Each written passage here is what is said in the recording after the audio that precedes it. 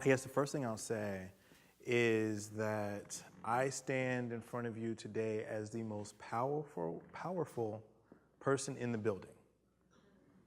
Because I heard that I'm standing between you and lunch.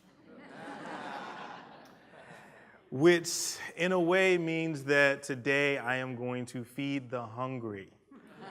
Hundreds of them, which means my mother would be so proud right now.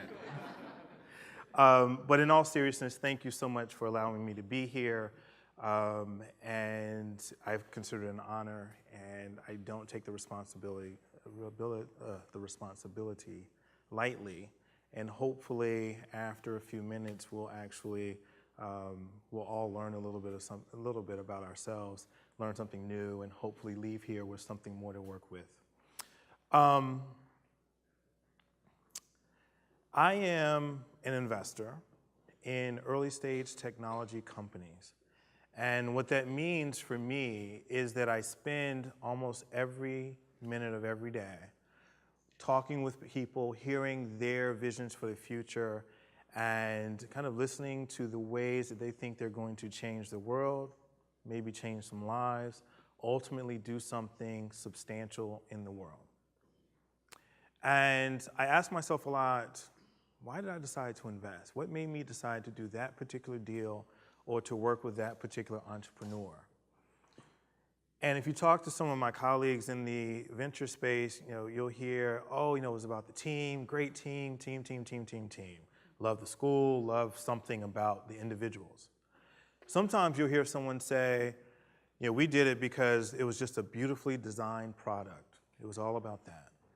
And even once in a while, you hear someone invoke the names of Jobs, Zuckerberg, Gates. To me, I think all those reasons are valid, but I think you also have to start to look deeper into the narrative to really understand what's going on and what it is that's causing people to respond in a way that's allowed those individuals to be so successful. And I think that in many cases, these icons that we've seen become the icons because at some point in their lives, they figured out what their purpose was. At some point, they got so aligned with who they are and why they're here that they couldn't help but bring that out and make that visible to the rest of the world. So I think that the goal that we all should have is, how do I get to that place? How do I, as an individual, whether or not it's as an entrepreneur or not, how do I get to the place where I'm so aligned with my purpose and why I'm here that any and everything that I do directly responds to the fact that I'm exactly where I should be and I'm doing exactly what I should do? So let's think about that a little bit. We'll do a couple exercises and hopefully it'll kind of bring this home to you. I would say that many of you have jobs that you go to. Obviously, you're not there today. But you show up and you're underutilized, underappreciated, maybe even disenfranchised. You're probably not very happy. And so, as I mentioned earlier, since I'll stick with the idea that I'm the most powerful person in the room right now, I want everyone to take a deep breath. You're all fired. See? You're all fired. So doesn't that feel liberating? You don't have to go to work on Monday. You don't have to go to that place. Now, I hear some of you starting to hyperventilate because you're like, okay, so what am I supposed to do? Where am I supposed to go? All right, so I'm going to do something else. I want you to look at your neighbor and say, I got fired today. Come on.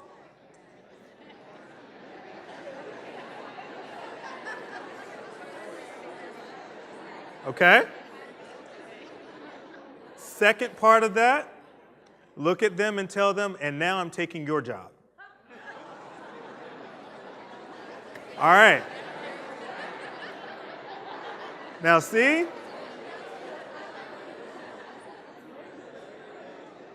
Now you know why it's so important. Now you know why it's so important that when you walk into a room like this, make sure you know who you're sitting by.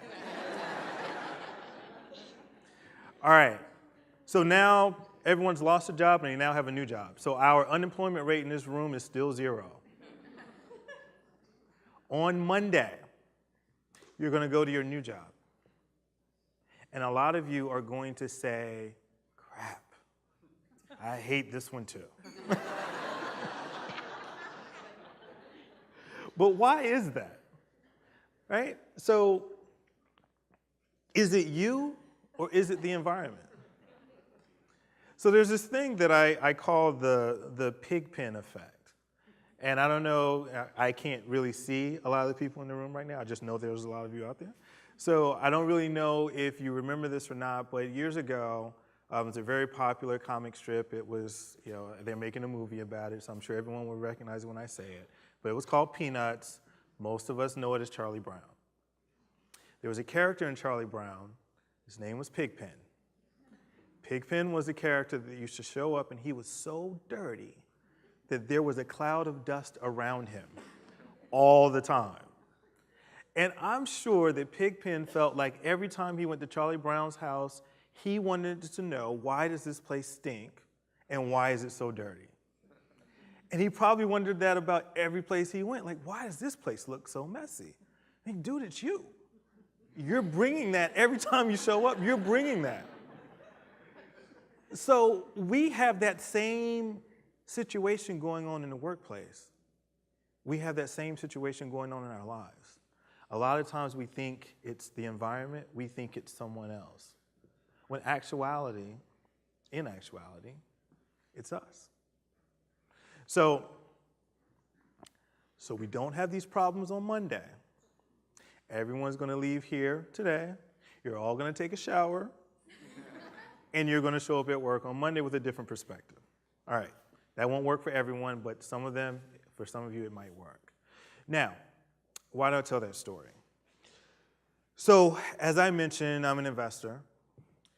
And because of that, a lot of people feel like, oh, you just write checks. You just give people money. And you just see what happens. And that's the exact opposite of what I do. What I want to do is I want to work with individuals that have figured out their purpose. I want to work with the individuals that have discovered that this is the thing I'm supposed to do. This is why I'm doing it. And as a result, everything else is going to respond to me being in that particular place. In other words, this is what we all want to have happen. Because when you get to that point, you find out that work isn't work anymore. When you get in tune with your life's rhythm, the music that you play isn't as hard. I would say that ideally, there is no such thing as work because you're just doing what you were here to do. And there's nothing that feels any better than that. So I met an entrepreneur about 2.5 years ago. And she blew me away when I heard what she wanted to do with her company. Short version, she wanted to use computer vision technology that would allow you to take a picture of a piece of equipment, a bolt, a screw, a fastener, et cetera. And the computer algorithms would spit back what that part was, who made it, how much it cost, what its dimensions were, what the finish was, so that people could reorder them. Now, most people say, oh, well, that's not very sexy. But it's huge for the industry that she was targeting because it was an industry that she had worked in before. And the way they do that today is that someone calls and says, I have this bolt, it's silver, I need more of them. Can you give me more information? I need it now. So that's about all you got.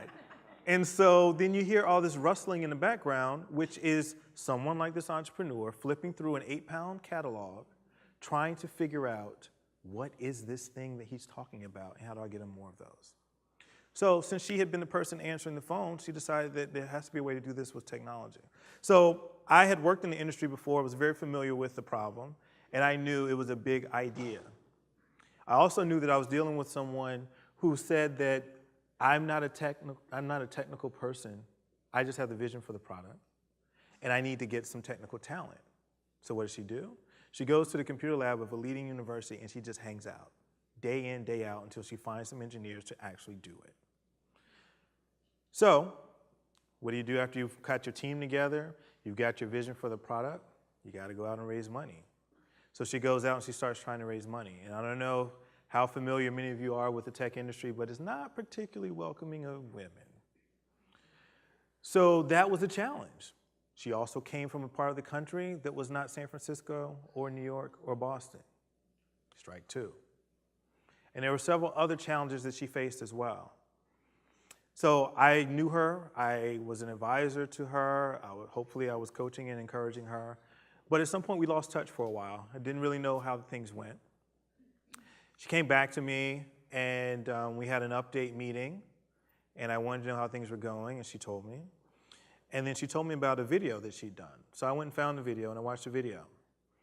And during the interview, and I'm going to paraphrase this, but during the interview, someone said, well, it seems like a great idea. It seems like you're directly aligned with what you're trying to do. You're familiar with the industry. But this thing is just hard. It seems like it's super hard for you to raise the money. It's hard to grind away and run this company and the whole thing. Like, why do you do this? Like, why not just do something else? And her answer was so revealing that I was done. I knew I wanted to be an investor. And what she said was, I can't quit. I can't quit because this is not about me. I have two little brothers at home, and I know that they're watching me to figure out what's possible for them. And so at some point, I have that responsibility to ensure that they don't believe that quitting is okay, that they do believe that success is possible. And so that's what drives me. That's why I work a full-time job and I still run the startup. That's why we're still doing it. We're still grinding away. And that's why we eventually are going to get this done. And so I'm proud to say that we are an investor in that company, and I was able to make that happen earlier this year. In 2 weeks, literally 2 weeks after we closed, she was in the White House with President Obama pitching her company to him one-on-one. Awesome story, fantastic impact, but then you look at that and you say, when she sits down with her little brothers to really explain what it is that she does, that's one of the images she'll be able to show them. This is what happens. When you are aligned with what you want to do, you're committed to doing it, and you make it happen. Okay. So I've told you a little bit about someone you've never met before. So now let me tell you a little bit about me. And since it's just us in the room, and we've been through a lot. We've been through layoffs. We've been through massive hiring already. So I feel like it's okay for me to share a little bit about myself, and it's just going to stay within this room. I am a fairly reserved person. I'm not a self-promoter. I don't really like the spotlight. In fact, I'm very uncomfortable right now. But what's also happened over the course of my life is that in many cases I've been underestimated, I've been overlooked, sometimes ignored. And in many cases, people just didn't believe that I could do whatever it was that I said I could do. And I think that in my life, where I am today, I think that I embody that spirit of a lot of people. People who feel that same way, people who have been made to feel that same way, people that just feel that way because of their own experiences. What I also know about myself is that I come from a long line of helpers and servants, people who just wanted to see other people live on a higher plane, live a better life. I get that from my mother, I get that from my father, I get that from my grandparents as well. So sometimes I find myself in a situation where I feel like I want to save everybody, right? I think you guys just heard from Casey, he said something very similar. Unfortunately, those folks in Finland are on their own. So I do that too. Sometimes I feel like I just want to help everyone. It took me a while to realize that everyone can't be helped. Everyone shouldn't be helped. I can't save everybody. When those aspects of my life, of who I am, when they are in sync, I put forth the greatest effort. I generate the most incredible products. I am at my best. But something I also found out about myself is that I suffer from the pig pen effect as well. And that is when those things get out of line, so do I. And my shelf life, professionally speaking, is 4 years. You hire me, you got 4 years before I'm already thinking about, I've got to do something different. And I'm either going to do it here or I'm going to do it somewhere else. But what generally happens, and I looked over my career, it's happened time and time again, is that I get misaligned. And I figure out that this is not my place. This is not doing for me what I thought it was going to do. In other words, my purpose is not here. I'm not aligned with that. And so not long ago, I got real with myself and said, it's not the jobs that you're taking. It's what you're bringing to the jobs when you get there. So how do we make sure this doesn't happen for you anymore? So I took inventory, if you will, of where I was and what was going on around me and everything that I'd done. And I realized that I existed in a very unique time and space. That what was happening in the country was that we were at a place where we were willing to engage in conversation about diversity and inclusion in the technology sector. We'd never been there before. When the topic had come up before, we didn't really want to talk about it. We didn't really want to address it. But finally, we were at a place where it was going to happen. And guess who was sitting in the middle of that entire transformative storm? That was going to be me. And so I said, well, what do I do with that? Where am I going to go with that? How do I figure out how to make the best use of who I am and what I think I want to do? How do I find my purpose in all of that? Because I think this is where it needs to happen. And what I discovered is that in the midst of all of that, I was the one that was what had the front row seat to see how it was all going to evolve. And if there was anyone that was going to have an idea about what to do next, it was going to be me. So I had to do that. So, in front of everyone that's here, I can tell you that I know what my purpose is, finally. I know that I am here to change the face of entrepreneurship in our country. That's it. That's my mission statement, if you will. That's what I'm here to do. And so some people would say, well, is that just because you just want to do it? Like you just deeply want to do it? And it's beyond what I want to do, is what I have to do. It just is who I am. I have 2 little boys at home that I know at some point they're going to look at me and ask me, how did I change the world in which they live in? And my answer to them cannot be that I didn't.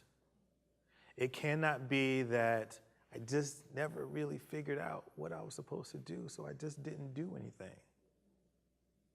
It can't be that, because if it is that, then for those people that are watching me, then that then becomes acceptable for them. So that's not going to happen.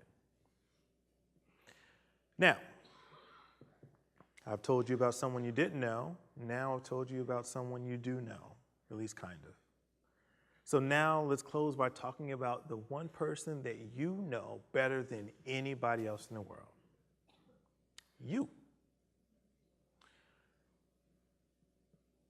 Have you found your purpose already? Or are you still wondering what it is? If you found it, fantastic. And hopefully you are pursuing that and you are sharing that with the world. But in many cases, I think that a lot of us haven't found that yet. And we need to. So ask yourself some of those same questions. What am I here for? What have I learned? What have I learned from all of my personal experiences, all of my challenges, all of my ups and downs? What have they taught me about me? And then what can I do to turn that around into pure alignment of purpose? And for some of you, that may be being an entrepreneur. But I would argue that any and everyone who discovers what their purpose is and aligns with that becomes an entrepreneur. Because entrepreneurs are not the people that just go out and come up with an idea and make money at it. The entrepreneurs are the ones that create more opportunity for more people to do the same. That's what we need. We need more people who know why they're here and what they're supposed to do, and they create the opportunity for other people to do the same. So, I'm asking you to answer those questions for yourself, because I believe that you need those answers.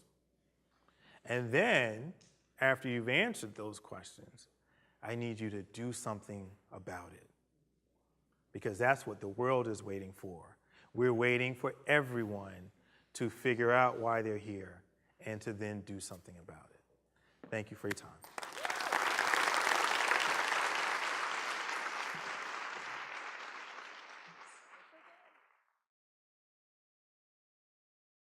Not, how do I get to the place where I'm so aligned with my purpose and why I'm here that any and everything that I do directly responds to the fact that I'm exactly where I should be and I'm doing exactly what I should do.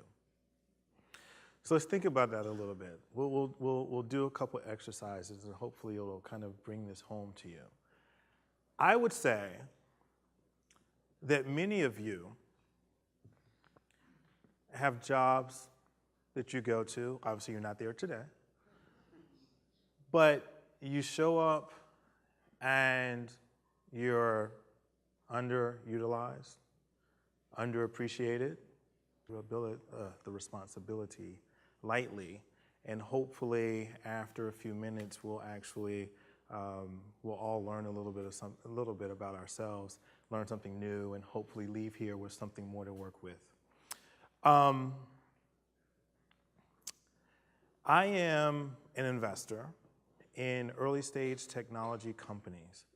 And what that means for me is that I spend almost every minute of every day talking with people, hearing their visions for the future, and kind of listening to the ways that they think they're going to change the world, maybe change some lives, ultimately do something substantial in the world. And that's allowed those individuals to be so successful. And I think that in many cases, these icons that we've seen become the icons because at some point in their lives, they figured out what their purpose was. At some point, they got so aligned with who they are and why they're here that they couldn't help but bring that out and make that visible to the rest of the world. So I think that the goal that we all should have is, how do I get to that place? How do I, as an individual, whether or not it's as an entrepreneur, I ask myself a lot, why did I decide to invest? What made me decide to do that particular deal or to work with that particular entrepreneur? And if you talk to some of my colleagues in the venture space, you'll hear, oh, it was about the team, great team. Love the school, love something about the individuals. Sometimes you'll hear someone say, we did it because it was just a beautifully designed product. It was all about that. And even once in a while, you hear someone invoke the names of Jobs, Zuckerberg, Gates. To me, I think all those reasons are valid, but I think you also have to start to look deeper into the narrative to really understand what's going on and what it is that's causing people to respond in a way.